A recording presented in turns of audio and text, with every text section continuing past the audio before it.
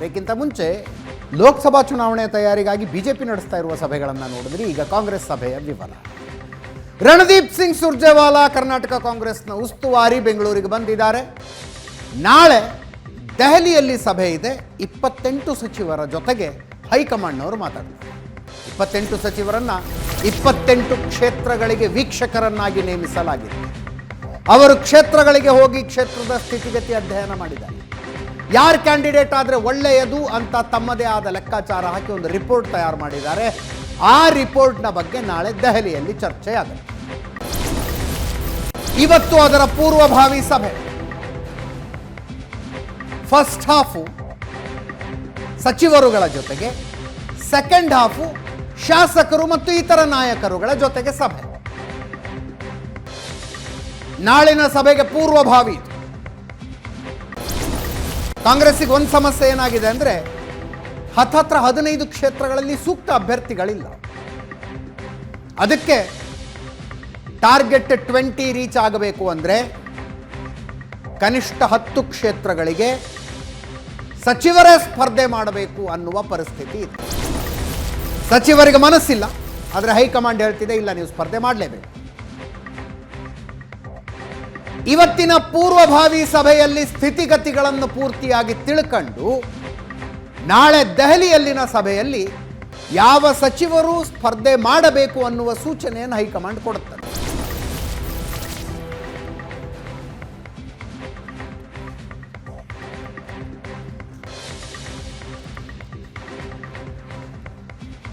ನೀವು ಪೋಷಕರಾಗಲು ಕಾಯುತ್ತಿದ್ದೀರಾ? ಚಿಂತಿಸದಿರಿ. Oasis fertility 90,000 ದಂಪತಿಗಳ ಜೀವನದಲ್ಲಿ ಸಂತೋಷವನ್ನು ತಂದಿದೆ. 7825893601ಗೆ ಕರೆ ಮಾಡಿ. ಅತ್ಯದ್ಭುತ ರಿಯಾಯಿತಿ ಪಡೆಯಿರಿ ಹಾಗೂ ಎಲ್ಲರಿಗೂ ಗುಡ್ ನ್ಯೂಸ್ ಕೊಡಿ. ಈ ರೀತಿಯ ತಯಾರಿ ಶುರು ಮಾಡಿ ಫೆಬ್ರವರಿ 15ರ ವೇಳೆಗೆ ಮೊದಲ ಪಟ್ಟಿ ರಿಲೀಸ್ ಮಾಡಬೇಕು ಅನ್ನುವ ತಯಾರಿಯಲ್ಲಿ ಕಾಂಗ್ರೆಸ್ ಇದೆ. ಕರ್ನಾಟಕಕ್ಕೆ ಒಳಪಟ್ಟು ಹೇಳೋದಾದರೆ 28 ಕ್ಷೇತ್ರಗಳ ಪೈಕಿ ಕನಿಷ್ಠ 10 ಕ್ಷೇತ್ರಗಳಿಗೆ ಟಿಕೆಟ್ ಅನೌನ್ಸ್ ಮಾಡಿಬಿಡಬೇಕು ಫೆಬ್ರವರಿ 15ರ ಒಳಗೆ. ಇವತ್ತಿನ ಪೂರ್ವಭಾವಿ ಸಭೆಯಲ್ಲಿ ಎಲ್ಲೆಲ್ಲಿ ಪ್ರಬಲ ಅಭ್ಯರ್ಥಿಗಳ ಕೊರತೆ ಇದೆ ಅನ್ನೋದರ ಚರ್ಚೆ ಆಗ್ತಾ ಇದೆ. ಸಚಿವರುಗಳ ಜೊತೆಗೆ ಫಸ್ಟ್ ಹಾಫ್ನಲ್ಲಿ ಚರ್ಚೆ, ಸೆಕೆಂಡ್ ಹಾಫ್ನಲ್ಲಿ ಶಾಸಕರು ಮತ್ತು ಇತರ ನಾಯಕರ ಜೊತೆಗೆ ಚರ್ಚೆ. ನಾಳೆ ಮಲ್ಲಿಕಾರ್ಜುನ್ ಖರ್ಗೆ ಅವರು ಇರ್ತಾರೆ ಅನ್ಸುತ್ತೆ ಸಭೆಯಲ್ಲಿ.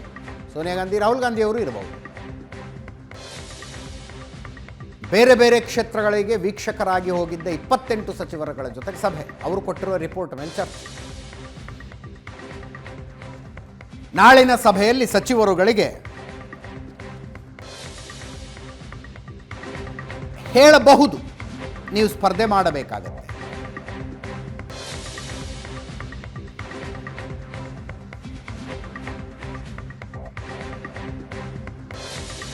ಮತ್ತೊಮ್ಮೆ ನನ್ನ ಕೊಲ್ಲಿಗೆ ಪ್ರಶಾಂತ್ ನಾಥ್ ಇದ್ದಾರೆ. ಪ್ರಶಾಂತ್, ನಾವು ಮೊದಲನೆಯ ವರದಿಯಲ್ಲಿ ಚರ್ಚಿಸಿದ್ದು ಒಂದು ರೀತಿಯ ಧರ್ಮ ಸಂಕಟ, ಆದರೆ ಈಗ ಚರ್ಚಿಸ್ತಾ ಇರೋದು ಇನ್ನೊಂದು ರೀತಿಯ ಧರ್ಮ ಸಂಕಟ. ಅಜಿತ್, ಅಲ್ಲಿ ಕೇಂದ್ರದಲ್ಲಿ ಅಧಿಕಾರದಲ್ಲಿದೆ. ಹಾಗಾಗಿ ಲೋಕಸಭೆಯಲ್ಲಿ ನಿಲ್ಲಕ್ಕೆ ಎಲ್ಲರೂ ಉತ್ಸುಕರಾಗಿದ್ದಾರೆ. ಎಸ್, ಇಲ್ಲಿ ರಾಜ್ಯದಲ್ಲಿ ಅಧಿಕಾರದಲ್ಲಿದೆ. ವಿಧಾನಸಭೆಗೆ ನಿಲ್ಲಕ್ಕೆ ಎಲ್ಲರೂ ಉತ್ಸುಕರಾಗಿದ್ದರು. ಲೋಕಸಭೆಗೆ ನಿಲ್ಲಕ್ಕೆ ಯಾರದಲ್ಲೂ ಉತ್ಸುಕತೆ ಇಲ್ಲ. ಅಧಿಕಾರ ಎಲ್ಲಿದೆ ಅಲ್ಲಿ?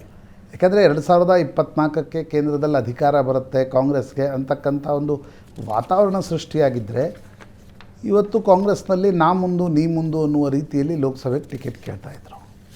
ಈಗ ಅನಾಯಾಸವಾಗಿ ಕರ್ನಾಟಕದಲ್ಲಿ ಅಧಿಕಾರ ಸಿಕ್ಕು ಮಂತ್ರಿಯಾಗಿರುವಾಗ ನಿಮಗೆ ಪ್ರಕಾಶ್ ಹುಕ್ಕೇರಿ ನೆನಪಿದ್ರೆ, ಪ್ರಕಾಶ್ ಹುಕ್ಕೇರಿ ಮಂತ್ರಿ ಸ್ಥಾನವನ್ನು ಬಿಟ್ಟು 2014ರಲ್ಲಿ ದಿಲ್ಲಿಗೆ ಹೋಗ್ಲಿಕ್ಕೆ ತಯಾರಿರಲಿಲ್ಲ.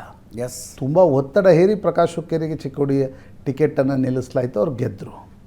ಈ ಬಾರಿ ನನಗನ್ಸುತ್ತೆ ಸಿದ್ದರಾಮಯ್ಯ ಮತ್ತು ಡಿ ಕೆ ಶಿವಕುಮಾರ್ ಬಣಗಳ ತಿಕ್ಕಾಟಗಳ ನಡುವೆ ಎಷ್ಟು ಸಚಿವರಿಗೆ ಹೈಕಮಾಂಡ್ ನಿಲ್ಲಿ ಅಂತಕ್ಕಂಥ ಒಂದು ಸೂಚನೆಯನ್ನು ನೀಡುತ್ತೆ ಮತ್ತು ಅವರು ಎಲ್ಲರೂ ಒಪ್ಕೊಳ್ತಾರ ಅಂತಕ್ಕಂಥದ್ದು ಪ್ರಶ್ನೆ. ಯಾಕಂದರೆ ಏನು ಕಾಂಗ್ರೆಸ್ ಹೈಕಮಾಂಡ್ ತುಂಬ ಪ್ರಬಲವಾಗಿಲ್ಲ. ಸಿದ್ದರಾಮಯ್ಯನವರು ಕೂಡ ಡಿ ಕೆ ಶಿವಕುಮಾರ್ ಕೊಟ್ಟಿರ್ತಕ್ಕಂಥ ವರದಿಯ ಆಧಾರದ ಮೇಲೆ ತನ್ನ ಎಲ್ಲ ಬೆಂಬಲಿಗರಿಗೆ ನೀವು ದಿಲ್ಲಿಗೆ ಹೋಗಿ ಅಂತಕ್ಕಂಥ ಹೇಳುವ ಸ್ಥಿತಿಯಲ್ಲೂ ಇಲ್ಲ ಅಜಿತ್. ಆ ಕಾರಣದಿಂದ ನನಗನ್ಸತ್ತಿಗೆ 10-12 ಪಟ್ಟಿಗಳನ್ನು ಮಾಡಿದರೂ ಕೂಡ ಅಂತಿಮವಾಗಿ 4 ರಿಂದ 5 ಈಗ ಮಾದೇವಪ್ಪ ಹೈಕಮಾಂಡ್ ಮೊದಲೇ ಸಿದ್ದರಾಮಯ್ಯನವ್ರಿಗೆ ಹೇಳಿತ್ತು ಇಲ್ಲ ಮಹದೇವಪ್ಪನವ್ರನ್ನ ನಿಲ್ಲಿಸಿ ಅಂತಕ್ಕಂಥದ್ದನ್ನು. ಎಸ್. ಈಗ ಬೆಳಗಾವಿನಲ್ಲಿ ನೀವು ಮಕ್ಕಳಿಗೆ ನಿಲ್ಲಿಸಬೇಡಿ, ನೀವೇ ನಿಲ್ಲಿ ಅಂತ ಸತೀಶ್ ಜಾರಕಿಹೊಳಿ ಮತ್ತು ಲಕ್ಷ್ಮೀ ಹೆಬ್ಬಾಳ್ಕರ್ ಮೇಲೆ ಕಾಂಗ್ರೆಸ್ ಹೈಕಮಾಂಡ್ನ ಒತ್ತಡ ಇದೆ. ಚಲೋರಾಯಸ್ವಾಮಿ ಮೇಲೆ ಮಂಡ್ಯದಿಂದ ನಿಲ್ಲಿ ಅಂತಕ್ಕಂಥ ಒಂದು ಒತ್ತಡ ಇದೆ. ಆ ಕಾರಣದಿಂದ ಯಾವ್ಯಾವ ಸಚಿವರು ಅಂತಿಮವಾಗಿ ನಿಲ್ಲಿಕ್ಕೆ ತಯಾರಾಗ್ತಾರೆ ಅಂತಕ್ಕಂಥದ್ದನ್ನು ನೋಡಬೇಕಾಗತ್ತೆ. ಮತ್ತು ಇದರಲ್ಲಿ ಸಿದ್ದರಾಮಯ್ಯ, ಡಿ ಕೆ ಶಿವಕುಮಾರ್ ಬಣಗಳ ತಿಕ್ಕಾಟ ಕೂಡ ಇದೆ. ತುಂಬ ಪ್ಲೇನ್ ಆಗಿ ಇಲ್ಲ ಇವ್ರು ನಿಂತರೆ ಗೆಲ್ತಾರೆ ಅನ್ನುವ ಕಾರಣಕ್ಕೋಸ್ಕರ ನಿಲ್ಲಿ ಅನ್ನೋದನ್ನು ಹೈಕಮಾಂಡ್ ಹೇಳುವ ಸ್ಥಿತಿಯಲ್ಲೂ ಇಲ್ಲ. ನಾಳೆ ಆ ಸಚಿವರು ಸೋತ್ರೆ ಅವ್ರು ಸಚಿವರಾಗಿ ಉಳಿಯಲ್ಲ. ಕರೆಕ್ಟ್. ಅವ್ರು ಗೆದ್ದರೆ ಅವರೆಲ್ಲರೂ ಕೂಡ ದಿಲ್ಲಿಗೆ ಹೋಗ್ತಾರೆ. ಆ ಸಂದರ್ಭದಲ್ಲಿ ಇಲ್ಲಿ ಹೊಸ ಸಚಿವರ ಆಯ್ಕೆ ನಡಿಬೇಕಾಗತ್ತೆ. ಆ ಕಾರಣದಿಂದ ಮ್ಯಾಟರ್ ತುಂಬ ಸಿಂಪಲ್ ಆಗಿ ಕಾಣ್ತಾ ಇಲ್ಲ. ಅದರಲ್ಲಿ ಸಿದ್ದರಾಮಯ್ಯನವರ ಅಂಬೋಣ ಏನು, ಡಿ ಕೆ ಶಿವಕುಮಾರ್ ಏನು ಪಟ್ಟು ಹಿಡಿತಾರೆ, ಮಲ್ಲಿಕಾರ್ಜುನ್ ಖರ್ಗೆ ಹೇಗೆ ಕನ್ವಿನ್ಸ್ ಮಾಡ್ತಾರೆ. ನೋಡಿ, ಬಿ ಜೆ ಪಿಯ ಹೈಕಮಾಂಡ್ ಬೇಕೋ ಬೇಡವೋ ಒಂದು ನಿರ್ಣಯವನ್ನು ತೆಗೆದುಕೊಂಡ್ರೆ ಒಂದು ಗೆರೆ ಹಾಕುವ ಶಕ್ತಿ ಅದಕ್ಕಿದೆ. ಒಂದಿಷ್ಟು ವಿರೋಧ ನಿಶ್ಚಿತವಾಗಿ ಬರಬಹುದು. ಎಸ್. ಆದರೆ ಕಾಂಗ್ರೆಸ್ ಹೈಕಮಾಂಡ್ಗೆ ಇವತ್ತಿನ ಸ್ಥಿತಿಯಲ್ಲಿ ಆ ಗೆರೆ ಎಳೆಯುವ ಶಕ್ತಿ ಉಂಟಾ ಅನ್ನೋದು ಮೂಲಭೂತವಾಗಿರ್ತಕ್ಕಂಥ ಪ್ರಶ್ನೆ. ಇಲ್ಲ ಸಿದ್ದರಾಮಯ್ಯನವರು ಇಲ್ಲ ನನ್ನ ಎಲ್ಲ ಬೆಂಬಲಿಗರಿಗೆ ನಾನು ಟಿಕೆಟ್ ಕೊಟ್ಟು ಲೋಕಸಭೆಗೆ ಕಳಿಸ್ತೀನಿ ಅಂತಕ್ಕಂಥದ್ದು ಸಿದ್ದರಾಮಯ್ಯನವ್ರು ಯಾಕೆ ಹೋಗ್ತಾರೆ? ಅವ್ರಿಗೂ ಕೂಡ ಅಂತಿಮವಾಗಿ 5 ವರ್ಷ ಇಲ್ಲಿ ಅಧಿಕಾರವನ್ನು ನಡೆಸಬೇಕು. ಅಥವಾ ಇಲ್ಲ ನೀವು ಮಂತ್ರಿಗಳಾದವ್ರು ಲೋಕಸಭೆಗೆ ನಿಲ್ಲಿ, ಅಲ್ಲಿ ಬಂದು ಏನು ಮಾಡಬೇಕು ಅಂತಕ್ಕಂಥ ಪ್ರಶ್ನೆಯನ್ನು ಖಾಸಗಿಯಾಗಿ ಕೇಳಿದರೆ ಕಾಂಗ್ರೆಸ್ ಹೈಕಮಾಂಡ್ ಅದಕ್ಕೆ ಉತ್ತರ ಕೊಡುವ ಸ್ಥಿತಿಯಲ್ಲಿ ಉಂಟಾ? ನನಗೊಂದಿಬ್ಬರು ಸಚಿವರು ಇವತ್ತು ಬೆಳಗ್ಗೆ ಸಿಕ್ಕಿದ್ರು ಅಜಿತ್. ಓಕೆ. ಸಚಿವರು ಕೇಳಿದಾಗ ನನಗೆ ಅವ್ರು ಹಾಗೆ ಕೇಳಿದರು, ಚುನಾವಣೆಗೆ ನಿಲ್ಲಬೇಕಾ ಬೇಡವಾ ಅಂತಕ್ಕಂಥ ದ್ವಂದ್ವದಲ್ಲಿದ್ದೀವಿ. ನಾನು ಕೇಳಿದೆ ಯಾಕೆ ದ್ವಂದ್ವ ಅಂತಕ್ಕಂಥದ್ದು. ಅವ್ರು ಹೇಳಿದರು ಇಲ್ಲ ಅಲ್ಲಿ ಹೋಗಿ ಏನು ಮಾಡೋದು, ಅವ್ರು ಹಿಂದೆ ಸಂಸದರು ಕೂಡ ಆಗಿದ್ದರು. ಅಲ್ಲಿ ನಾವು ಇಲ್ಲಿ ಹತ್ತಿ ವಿಮಾನ ಹತ್ತಿ ಹೋಗಿ ಅಲ್ಲಿ ಮೀಟಿಂಗ್ ಅಟೆಂಡ್ ಆಗಿ ಮತ್ತೆ ವಿಮಾನ ಹತ್ತಿ ವಾಪಸ್ ಬಂದದ್ದು ಬಿಟ್ಟರೆ ನಾವು 5 ವರ್ಷ ಏನೂ ಮಾಡಲಿಕ್ಕೆ ಸಾಧ್ಯ ಆಗಲ್ಲ. ಅಲ್ಲಿ ಭಾಷೆ ಜೊತೆಗೆ ಅಲ್ಲಿ ಅಧಿಕಾರಕ್ಕೆ ಬರುವ ಸಾಧ್ಯತೆಗಳಿದ್ದರೆ ಇವ್ರದ್ದೊಂದು ಸ್ವಲ್ಪ ಅಂದರೆ ಆಸೆಗಳ ಗರಿಗೆದರ್ತಿದ್ವು. ಹಾಂ, ಅದು ರಾಷ್ಟ್ರೀಯ ರಾಜಕಾರಣಕ್ಕೆ ಹೋಗಬೇಕು ಅಂತಕ್ಕಂಥವ್ರಿಗೆ ನಿಶ್ಚಿತವಾಗಿ ಆಸೆ. ಈಗ ಕೆ ಎಚ್ ಮುನಿಯಪ್ಪನವ್ರಿಗೆ ಅವ್ರು ಹೇಳ್ತಾರೆ ಆಯಿತು ನಾನು ಕೋಲಾರಕ್ಕೆ ನಿಲ್ತೀನಿ, ನಾನು ಗೆಲ್ಲಿಸ್ಕೊಂಡು ಬರೋ ಗ್ಯಾರಂಟಿ ಕೊಡಿ, ಜೊತೆಗೆ ನಾನು ಅಲ್ಲಿ ಗೆದ್ದರೆ ನೀವು ನನ್ನ ಮಗಳನ್ನು ಮಂತ್ರಿ ಮಾಡಬೇಕು ಅಂತಕ್ಕಂಥ ಕಂಡೀಷನ್ ಕೆ ಎಚ್ ಮುನಿಯಪ್ಪನವ್ರು ಹಾಕ್ತಾ ಇದ್ದಾರೆ.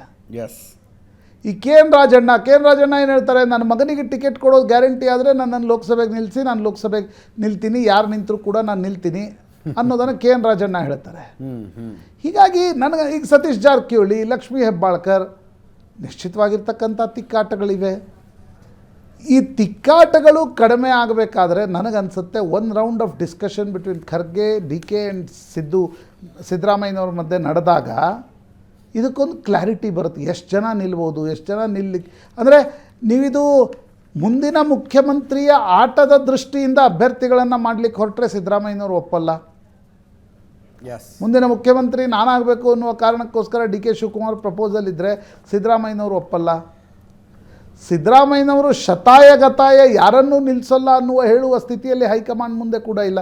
ಹೀಗಾಗಿ ತುಂಬ ದ್ವಂದ್ವ ಇದೆ ಅಜಿತ್ ಇದರಲ್ಲಿ.